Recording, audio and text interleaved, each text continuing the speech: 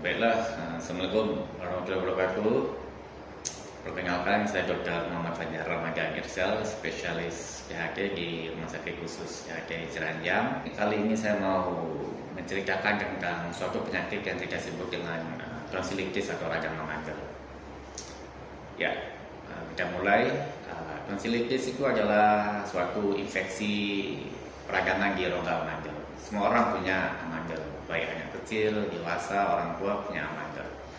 Yang namanya kita bilang tonsilitis itu kalau dia sudah terjadi adanya tanda-tanda infeksi atau peradangan.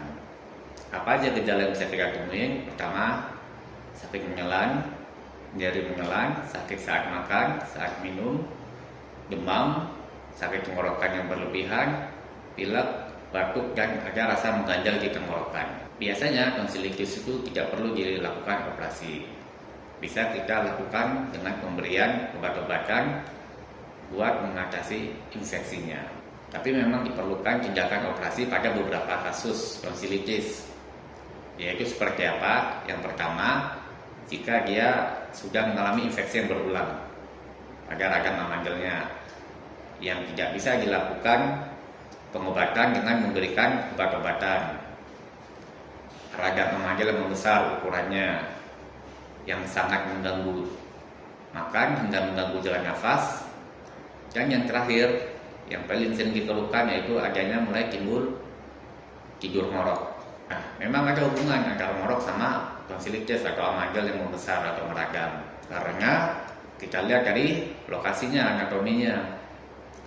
Amandel itu berada di daerah rongga mulut atau kita bilang di rongga faring, kerongkongan bagian belakang. Pada saat tidur itu seharusnya terbuka, jadi udara bisa bebas keluar masuk. Pada saat terjadi peradangan atau tonsilitis, amandel membesar dua-duanya, sehingga terjadi obstruksi sumbatan udara, sehingga itu menyebabkan timbulnya ngorok. Ya, ada beberapa makanan yang kita sarankan pada saat terjadinya peradangan atau radang amandel, sehingga bisa mempercepat proses penyembuhan. Yang pertama udah jelas, yaitu nggak boleh makan yang pedas, santan, kopi, alkohol, susu coklat, jeruk, alpukat, dan makanan lain yang mengandung meningkatkan refleks atau asam lambung. Yang tadi saya sebutkan itu semua adalah makanan yang tidak kita sarankan pada saat menderita radang amandel atau tonsilitis. Nah, untuk saat ini di rumah sakit kami alat buat melakukan tindakan tonsilektomi sudah cukup bagus. Kami bisa melakukannya dengan dan tanpa pisau sayat.